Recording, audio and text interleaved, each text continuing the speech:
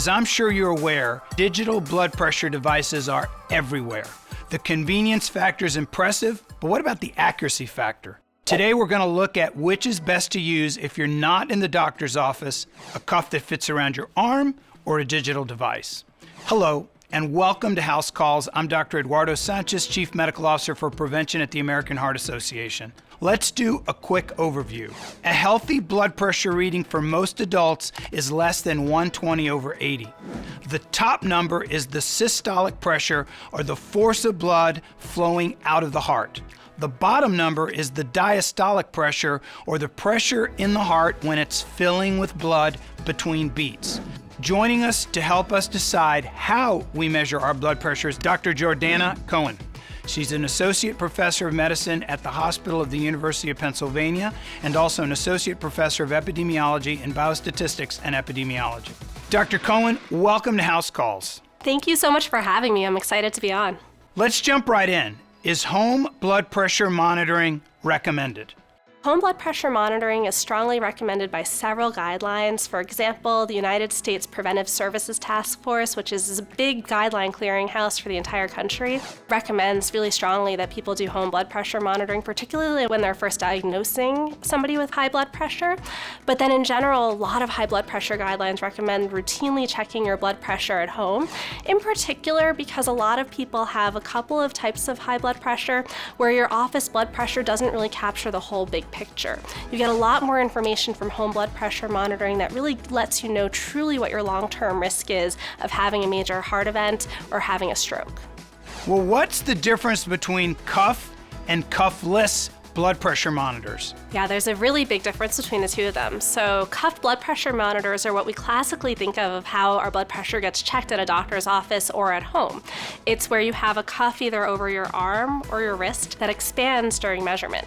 That can either be done automatically with the electronic or automated devices that measure blood pressure, or with somebody manually using a pump to expand the cuff. Increasingly, we tend to prefer the automatic ones. Those tend to be the most accurate, whereas cuffless blood pressure devices tend to be wearable blood pressure devices that don't have a cuff that expands. For instance, they may be a watch or a ring.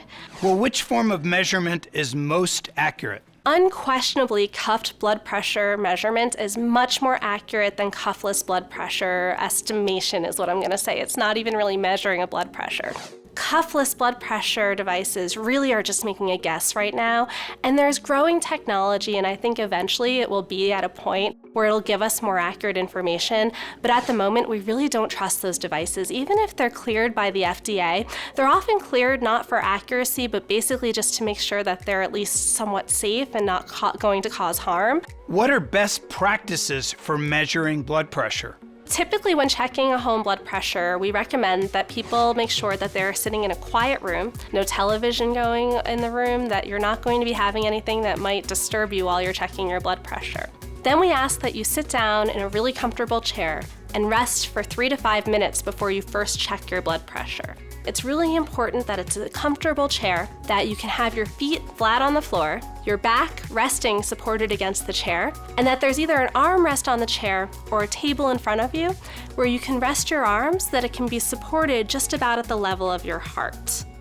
Additionally, it's really important that when you put your cuff on that you don't have a sleeve underneath the cuff. So either be wearing a loose or short sleeve shirt that you can roll it up without creating a tight band against your arm, or if you are wearing a tight or long sleeve shirt, that you take your arm out of the sleeve before putting the cuff on to check the blood pressure. This is extremely important because if you try to check a blood pressure over a sleeve, you can get a very inaccurate reading.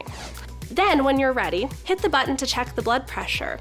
And we ask that you check at least 2 blood pressure readings about a minute apart. Ideally, do 3 readings if you have time to do it.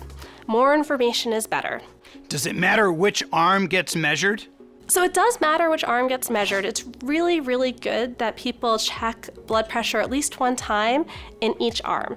Then typically people prefer to do it in their non-dominant arm because then it's easier to control the cuff with your dominant arm. How does a consumer find the best home monitor? Is there a website to go to? Thank you. That is my favorite question so far. So I am co-chair of the American Medical Association's Validated Device Listing, which is located at validatebp.org. And this is a website where a number of volunteers who are really familiar with how to check to make sure that blood pressure devices are perfectly accurate. We review a ton of data from companies that make these blood pressure devices to confirm that the devices that are listed on that site will give you an accurate blood pressure for most people. How expensive are cuff or cuffless monitors? For cuff devices, the range is typically between $30 and somewhere around $100, perhaps a bit more than that, and it all depends really on what the device is able to do. For the most part, a $30 device can be just as accurate as a more expensive device. And those $30 devices are typically the ones that I'm often recommending to my patients because it's going to serve a similar purpose unless you have other things that you'd like to be able to do. If a consumer opts for a cuff monitor, does size matter? The size matters a lot because if you use a cuff that's too small for you, then the blood pressure can actually be overestimated and it would tell you that your blood pressure is higher than it really is.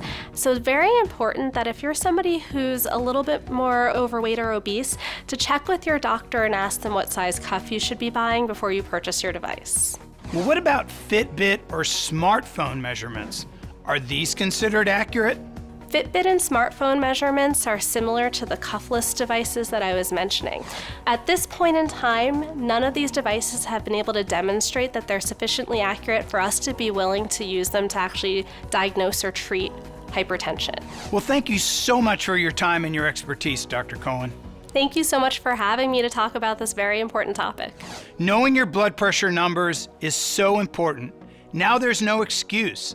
Get out that arm cuff and start practicing. Soon you'll be a blood pressure expert for the most important patient in the world, you. If you have questions about health conditions, I'd love to hear from you.